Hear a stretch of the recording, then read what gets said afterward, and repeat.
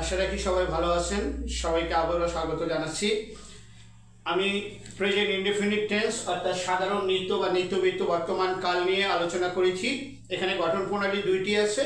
আমি গঠন প্রণালী 1 নাম্বার নিয়ে আলোচনা করেছি। আজকে ইনশাল্লাহ গঠন প্রণালী 2 এবং প্রাসঙ্গিক কিছু বিষয় নিয়ে এর সঙ্গে ইনশাল্লাহ আলোচনা করব। আপনাদেরকে জানিয়ে রাখি যে আমরা যেটি টেন্সের ফর্মটি করছি সেটি হলো অ্যাফার্মেটিভ ফর্ম, অর্থাৎ যেটাকে বাংলায় বলা হয় অস্তিবাচক, সেটার আমরা নেগেটিভ ফর্ম করবো ইনশাল্লাহ এবং ইন্টারোগেটিভ ফর্ম করব।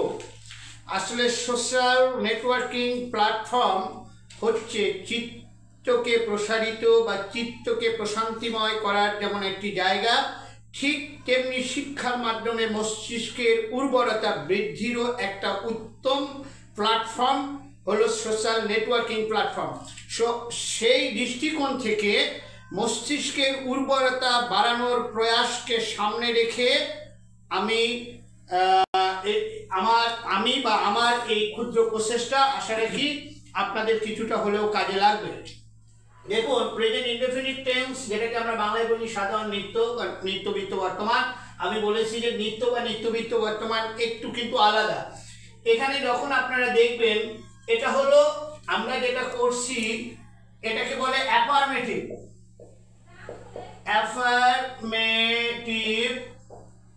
ফর্ম। আমরা যে গতদিন যেটা করেছি সেটাও কিন্তু অ্যাফার্মেটিভ ফর্ম, অর্থাৎ এটাকে বলা হয়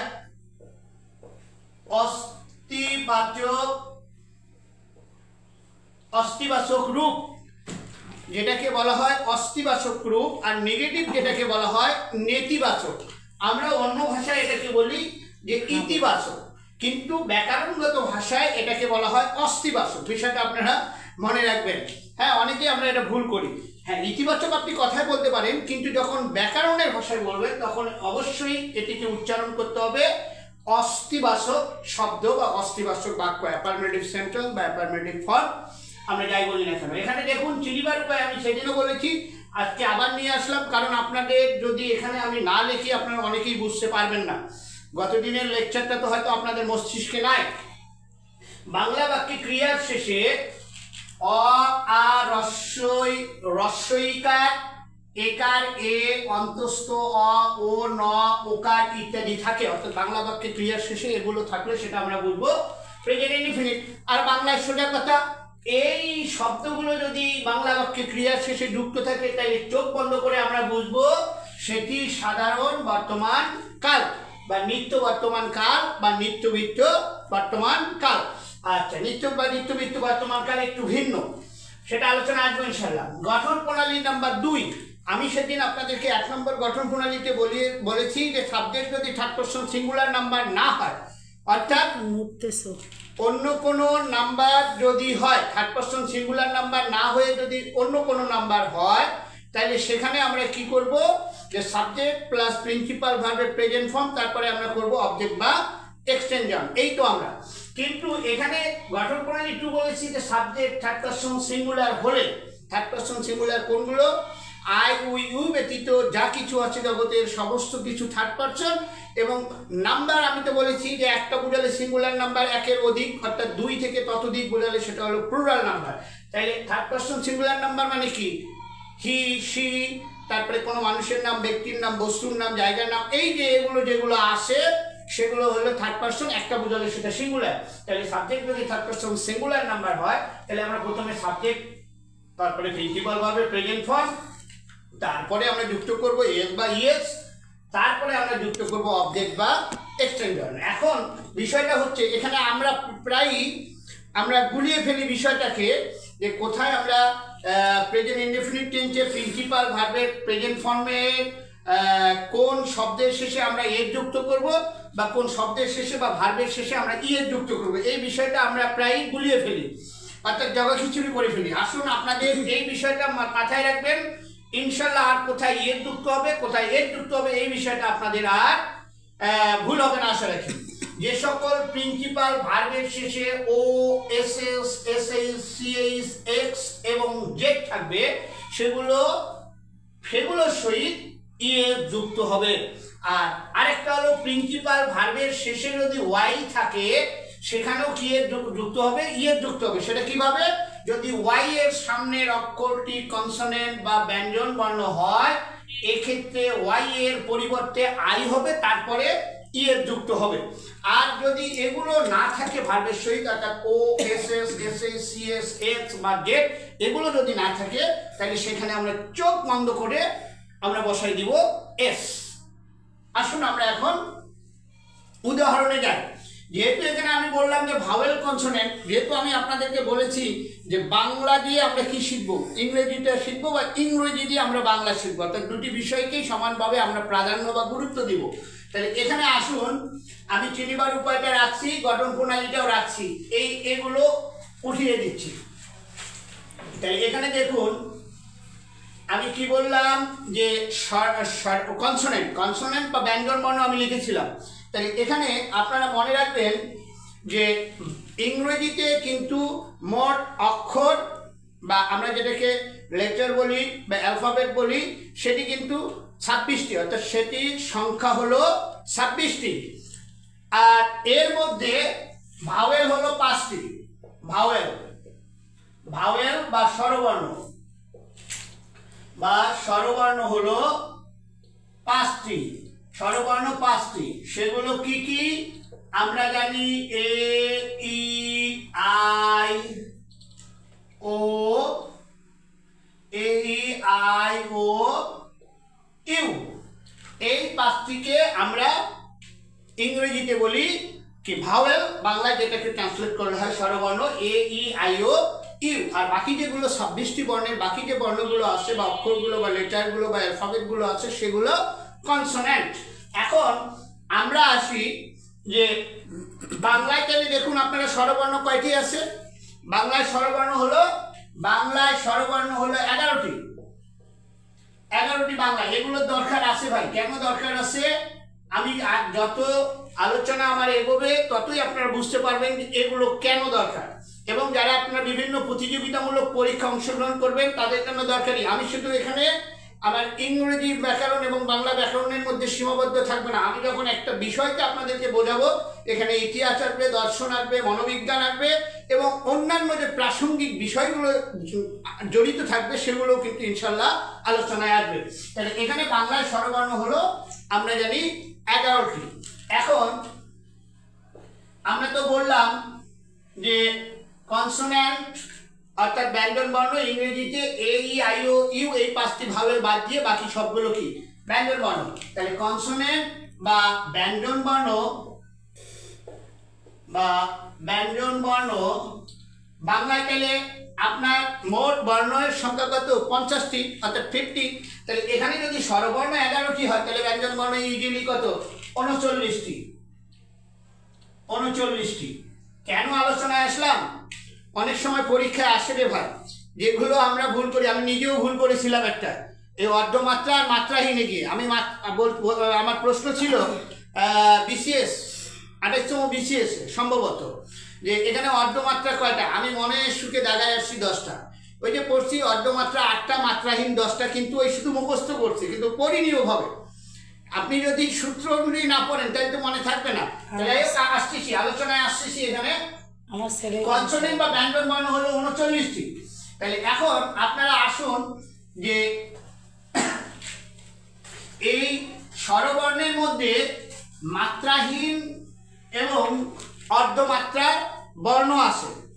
আমি পার্বতীপুর সোনালী ব্যাংক পার্বতীপুর শাখায় যখন ছিলাম, আমার সহকর্মী ছিলেন জয়নাল আবেদিন, যিনি মরহুম মাহফুজুর রহমান হানি ভাইয়ের মামা ছিলেন। ওই সম্পর্ককে বজায় রেখে আমি তাকে মামা হিসেবে সম্বোধনই করতাম। তো তার ছেলে যে এখন সম্প্রতি হয়তো খুব তাড়াতাড়ি মেজর হবে, তো তাকে আমি পড়িয়েছিলাম। তো সে একদিন আমি একটা অক্ষর লেখার পর যেখানে অর্ধমাত্রা সেখানে আমি পূর্ণমাত্রা দিয়ে দিয়েছি। তখন সে বললো যে ভাইয়া আপনি তো মাত্রা ভুল করলেন। আসলে আমরা ছোটোকালে পড়েছি এগুলো গ্রামের স্কুলে, এবং আমাদের পড়াশোনার ধরনগুলো ছিল আলাদা। যেমন আমরা পড়েছি যে হাটুয়া ভাঙ্গা দ, কানত মুস্ত্রি ধ, কাউয়ের ক, খইয়ের খ, আমরা কিন্তু এভাবে পড়েছি। এবং আমাদের উচ্চারণগুলোও ছিল, আমি কোনো সাবজেক্টকে ছোট করতেছি না, অবশ্যই আমাদের স্যাররা আলহামদুলিল্লাহ ভালো ছিলেন এবং তারা তাদের সর্বোচ্চ চেষ্টা দিয়েছেন। কিন্তু যেহেতু আমরা রংপুরের মানুষ, আঞ্চলিকতা এসে যায় এবং সেই আঞ্চলিকতা থেকেই তারা কিন্তু আঞ্চলিকভাবে উচ্চারণগুলো করতেন। যেমন আমরা বলেছি উমো, তারপরে ইয়োটাকে আমরা বলছি উমো মিয়া, হ্যাঁ, তারপরে এটা করছি ইয়ো, এই যে এখানে কিন্তু উচ্চারণগত। তারপরে আমরা অনুস্বর করছি, হ্যাঁ, এই যে দেখেন আপনারা আজকে দেখেন, আপনাদেরকে ছোট্ট একটু ধারণা দিই। সেটি হলো যে এই যে অর্ধমাত্রা, এই যে আমি কিন্তু ভুল করলাম, দেখেন এখানে অর্ধমাত্রা, অর্ধমাত্রার বর্ণ দেখুন ইডি, এখানে অর্ধমাত্রার বর্ণ হলো কিন্তু 8টি, 8টি অর্ধমাত্রার বর্ণ। এই 8টি অর্ধমাত্রার মধ্যে স্বরবর্ণের মধ্যে শুধু আছে একটি, স্বরবর্ণের মধ্যে শুধু একটি, তাহলে সেটি কি? আমরা যেটাকে বলি উড়ি, যেটাকে আমরা বলি উড়ি, ঠিক আছে। আর ব্যঞ্জন বর্ণের মধ্যে হলো, ব্যঞ্জন বর্ণের মধ্যে হলো 7টি, ব্যঞ্জন বর্ণের মধ্যে হলো 7টি। সেই 7টি কি? সেই 7টি হলো, আপনারা এখানে দেখেন, মনে রাখবেন, এই যে খ দেখেন অর্ধমাত্রা, তারপরে হলো গ, এই যে অর্ধমাত্রা দেখেন, তারপরে হলো মূর্ধন্য ন অর্থাৎ খ গ ন, তারপরে এখানে হলো থ, তারপরে এখানে হলো, তারপরে এখানে হলো ধ, মাঝখানে এখানে হলো ধ, খ গ ন থ ধ, তারপরে একটি হলো প, তারপরে আরেকটি হলো তালব্য স, তালব্য স। তাই এখানে দেখুন, আপনি এভাবে মনে রাখবেন, তাহলে এখানে এই আপনি এইটি মনে রাখবেন, আপনি এটি মুখস্থ করবেন না যে 8টি, তাহলে কিন্তু ভাই গুলিয়ে যায়, হ্যাঁ। আর এভাবে মনে রাখবেন যে অর্ধমাত্রার বর্ণ হলো বাংলা, অর্থাৎ বর্ণমালায় অর্ধমাত্রার বর্ণ হলো 8টি, স্বরবর্ণ হলো একটি, সেটা হলো ঋ, আর ব্যঞ্জন বর্ণ হলো 7টি, খ গ ন থ দ ধ প স, খ গ ন থ ধ প স, হ্যাঁ। এখানে শুধু মনে রাখবেন যে সটা হলো তালব্য স আর নটা হলো মূর্ধন্য ন। আমার খুব কষ্ট হয় যে ভাই, আমরা যখন অফিসিয়ালি একটা যখন অ্যাপ্লিকেশন লিখি, বা আমার ছাত্ররা যখন একটা অ্যাপ্লিকেশন লেখে বাংলায়, বা আবেদনপত্র বা একটি চিঠি যখন লেখে, তারা মাত্রা তো ভুল করে করে, আরও অনেক, আমরা যারা শিক্ষিত মানুষ MA পাস করেছি তারাও কিন্তু ভুল করি। আশা রাখি আপনারা এটা মনে রাখলে আপনাদের কোথায় অর্ধমাত্রা কোথায় পূর্ণমাত্রা ব্যবহার করবেন, এগুলো আর ইনশাল্লাহ ভুল হবে না। তাহলে অর্ধমাত্রার আমরা পাইলাম 8টি। তাহলে এখন আমি বললাম মাত্রাহীন বর্ণ, তাহলে মাত্রাহীন বর্ণ,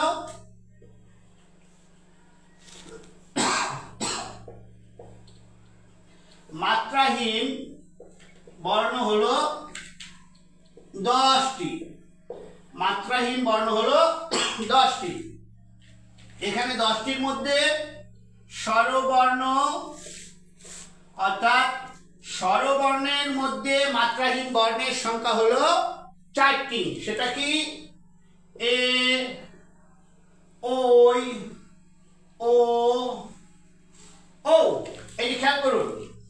তাই এখানে মাত্রাহীন বর্ণ দেখুন, এর উপরে কিন্তু কোনো মাত্রা নাই, হ্যাঁ। তাহলে এখানে মাত্রাহীন বর্ণ 10টি, স্বরবর্ণের মধ্যে হলো 4টি, এ ওই ও ও, এ ওই ও, ইজিলি মনে রাখতে পারবেন। তাহলে আর কত থাকলো? 6টি। তাহলে ব্যঞ্জন বর্ণের মধ্যে হলো 6টি, ব্যঞ্জন বর্ণের মধ্যে হলো, তাহলে এখানে হলো 4টি, আর ব্যঞ্জন বর্ণের মধ্যে হলো 6টি। সেটা কি? এইবার দেখুন, এখানে আমরা কতগুলো উচ্চারণ ভুল করি, আমরা কতগুলো উচ্চারণ ভুল করি আপনারা দেখেন, এ ওই ও ও। তারপরে এখানে দেখুন, এটাকে আমরা উচ্চারণ করি কি ইউ উচ্চারণ করি, বা অন্য কেউ অন্যভাবে উচ্চারণ করি, এটাকে আমি আসতেছি পরে। তাহলে এখানে দেখুন,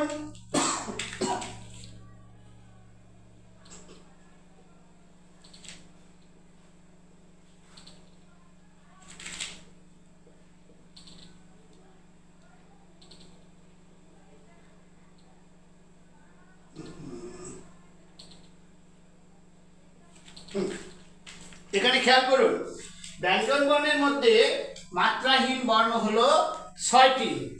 এটা উচ্চারণ হবে উ, এটার উচ্চারণ হবে উ।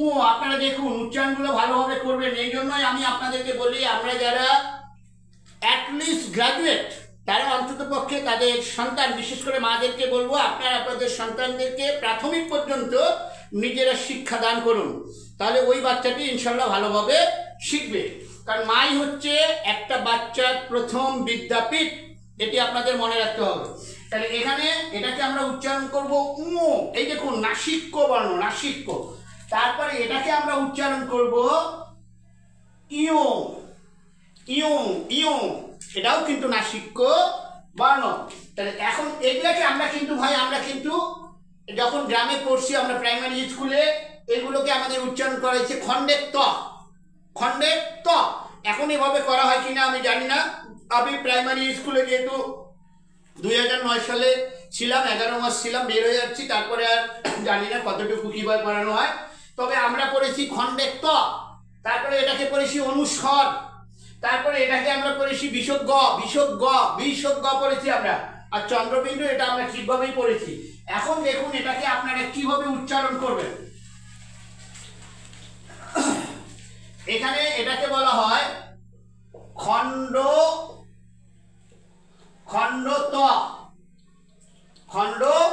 ত, অর্থাৎ তর খণ্ডরূপ হলো এইটা। তাহলে এই বর্ণটি, এই জন্য এটাকে বলা হয় খণ্ড ত। তারপরে এটাকে আমরা উচ্চারণ করি, এটাকে উচ্চারণ করতে হবে অনুস্বর বা অনুসার, অনুস্বর বা অনুসার। তারপরে এটাকে আমরা বিসর্গ উচ্চারণ শিখেছি, এটা কিন্তু রং, প্রোনাউন্সিয়েশনটা রং। এটাকে হবে বিসর্গ। আচ্ছা, আর এটাকে তো আপনারা জানেন যে এটাকে বলা হয় চন্দ্রবিন্দু, এটা সবাই আলহামদুলিল্লাহ জানেন।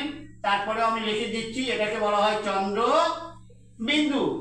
তাহলে দেখুন মোটামুটি এখানে যে বর্ণগুলো আছে ব্যঞ্জন বর্ণের এ, ওই, ও স্বরবর্ণের এ, ওই, ও বাদ দিয়ে বাকি যে ব্যঞ্জন বর্ণের যে 6টি যে মাত্রাহীন বর্ণ আছে সবগুলোই কিন্তু মোটামুটি নাসিক্য বর্ণ বা আনুনাসিক বর্ণ। এখানে আমরা মোটামুটি পাইলাম। এখন চলুন আমরা পূর্বের আলোচনায় ফিরে যাই। তাহলে এখানে আমি বলেছি যে কোথায় কোথায় ইয়ে যুক্ত হয়। যেমন দেখুন আমি বলেছি যে প্রিন্সিপাল ভার্বটার শেষে ও থাকবে, সেখানে ইয়ে যুক্ত হয়। যেমন গো, এখানে ও আছে, ইয়েস। তারপরে আপনারা দেখুন আমি বলেছি এস, আমরা এটাকে কিন্তু বলি ডাবল এস, ভাই এটা ঠিক নয়, ভেঙে ভেঙে বলতে হবে এস, ওকে। তাহলে এখানে হলো যেমন PASS প্লাস হলো ইএস, পাসেস। তারপরে এখানে হলো PUSS, দেখুন এই শব্দটার শেষে কি আছে, এসএস, এখানে আছে এসএস, তাহলে এটার সাথে কি যুক্ত করব, ইএস, অর্থাৎ পুশেস। হ্যাঁ, পুশেস। আচ্ছা, তারপরে হলো এখানে CATCH, তারপরে এখানে CH আছে, তাহলে এটার সঙ্গে কি যুক্ত করব, ইএস, অর্থাৎ ক্যাসেস। আচ্ছা, তারপরে এখানে আমরা এক্স। দেখুন আপনাদেরকে আমরা খুব শব্দটা বলি, রিল্যাক্স বন্ধু, রিল্যাক্স, ধীরে চলো, ধীরে চলো, আরামে চলো, আরামে। এই রিল্যাক্স এই শব্দটার শেষে কি আছে, এক্স আছে, এই জন্য এখানে যুক্ত হবে ইএস। আর আমি বলেছি যে শব্দের শেষে জেড থাকবে, যেমন আমরা এই শব্দটা খুব বলি, আপনাদের পরিচিত শব্দ দিয়ে উদাহরণ দিচ্ছি, QUIZ, কুইজ মানে প্রশ্ন করা, জিজ্ঞাসা করা বা জানতে চাওয়া। হ্যাঁ, আপনি আক্সের পরিবর্তে এই শব্দটা ব্যবহার করতে পারেন। আই কুইজড হিম বা আই আস্কড হিম, আমি তাকে প্রশ্ন করেছিলাম বা জিজ্ঞাসা করেছিলাম। হ্যাঁ, তাহলে এখানে কি যুক্ত হলো, ইএস। এই শব্দের শেষে কি আছে, জেড আছে, এই জন্য এখানে কি যুক্ত হলো, ইএস। আর আমি একটা বলেছি, কোন শব্দের শেষে যদি ওয়াই থাকে এবং সামনের অক্ষরটা যদি কনসোনেন্ট থাকে, আমি বলিনি ভাওয়েল AEIOU এর কথা আমি বলিনি, আমি বলি যদি কনসোনেন্ট থাকে তাহলে সেটা আপনারা দেখুন কিভাবে। যেমন আমরা এখানে TRY দিলাম, শেষের অক্ষরটা কি, ওয়াই, তার সামনের অক্ষরটা কি, কনসোনেন্ট, তার সামনের অক্ষরটা হলো কনসোনেন্ট। তাহলে এখানেও থার্ড পারসন সিঙ্গুলার নাম্বার হলে সাবজেক্ট কি হবে? ইএস যুক্ত হবে। সেটা কিভাবে? ওয়াই টি আর ওয়াই এর পরিবর্তে আই, তারপরে যুক্ত হবে ইএস অর্থাৎ ট্রাইস। এভাবে আমরা বলতে পারি satisfy, satisfied, gratify, gratify, signify, signify, notify, notify ইত্যাদি ইত্যাদি অনেকগুলো শব্দ আছে। এভাবে আমরা ইএস যুক্ত করে থার্ড পারসন সিঙ্গুলার নাম্বার যদি থাকে সাবজেক্ট প্রেজেন্ট টেন্সের ক্ষেত্রে, ইনডেফিনিট টেন্সের ক্ষেত্রে, তাই আমরা সেভাবে করতে পারবো।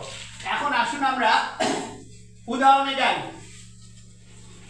যেমন আমি এখানে এখন উদাহরণে আসলাম। উদাহরণ আসলো যে সে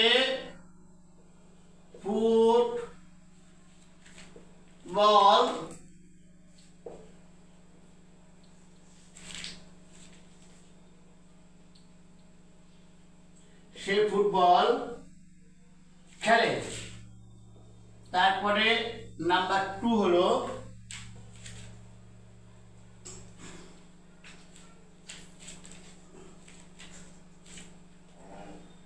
সে বলটি ধরে। তাহলে এখানে দেখুন খেলে হলো প্রিন্সিপাল ভার্ব, ধরে হলো প্রিন্সিপাল ভার্ব, কে খেলে সে সাবজেক্ট, ফুটবল কি খেলে ফুটবল অবজেক্ট। তাহলে অনুরূপভাবে কে ধরে সে সাবজেক্ট, কি ধরে বলটি ধরে অবজেক্ট। আর যাহা সাবজেক্ট তাহাই কর্তৃকারক, যাহা অবজেক্ট তাহাই কর্মকারক। তাহলে এখানে দেখুন আমরা সাবজেক্টটা কি পাইলাম? সে, থার্ড পারসন সিঙ্গুলার নাম্বার। এখানে আমরা কি পাইলাম? ধর যোগ একার বা এ। এখানে আমরা কি পাইলাম? খেল যোগ একার বা এ। তাহলে এখানে কি পাইলাম আমরা? এই যে দেখুন আছে। তাহলে এটা আমরা বাংলায় হলো এটা সাধারণ বর্তমান বা নিত্যবৃত্ত বর্তমান, অনুরূপভাবে এটা সাধারণ বা নিত্যবৃত্ত বর্তমান, এবং ইংরেজিতে হলো প্রেজেন্ট ইনডেফিনিট টেন্স। যেহেতু এটা subject third person singular number, তাহলে আমরা কি করব? হি, সে খেলে, খেলার ইংলিশ কি? প্লে। দেখুন এখানে ওয়াই থাকলেও সামনের অক্ষরটা কিন্তু ভাওয়েল। ওয়াই যদিও আসে সামনের অক্ষরটা কিন্তু ভাওয়েল, কনসোনেন্ট নয়। তাহলে এখানে আইইএস পদ্ধতিতে অ্যাপ্লাই হবে না। তার মানে এখানে কি যুক্ত হবে? X. He plays football. He plays football, সে বলটি ধরে। তাহলে এখানে সাবজেক্ট হলো হি, ক্যাচ মানে ধরা। তাহলে এখানে কি আছে? সিএইচ আছে। তাহলে এখানে আমরা কি যুক্ত করব? He catches the ball. He catches the ball, সে বলটি ধরে। আশা রাখি আপনারা এই যে আমি প্রেজেন্ট ইনডেফিনিট টেন্সের গঠন প্রণালী 2 অনুযায়ী, অর্থাৎ 2টি গঠন প্রণালী অনুযায়ী আপনাদেরকে অ্যাফার্মেটিভ ফর্ম বা অস্তিবাচক রূপ সম্পর্কে আলোচনা করলাম, সেটি বুঝতে পেরেছেন। আগামীকালকে অর্থাৎ শনিবার ঠিক বিকেল 5:30টায় প্রেজেন্ট ইনডেফিনিট টেন্সের নেগেটিভ বা নেতিবাচক ফর্ম নিয়ে ইনশাল্লাহ হাজির হব। আর আমি যে লেকচারটি আজকে আলোচনা করলাম বা যে বিষয় নিয়ে আপনাদের সঙ্গে আলোচনা করলাম, সেটি ইনশাল্লাহ আমার ইউটিউব চ্যানেলে আপলোড হবে। আপনারা সেগুলো দেখুন, নিজে শিখুন, সন্তানদেরকে শিখান। সত্যিকার শিক্ষার আলোয় আলোকিত হোক আমার বাংলাদেশ, মস্তিষ্কের উর্বরতা বৃদ্ধি পাও কোমলমতি শিশুদের, এই প্রত্যাশায় সবাইকে স্বাগত জানিয়ে শেষ করছি। সবাই ভালো থাকবেন, সুস্থ থাকবেন। আল্লাহ হাফেজ।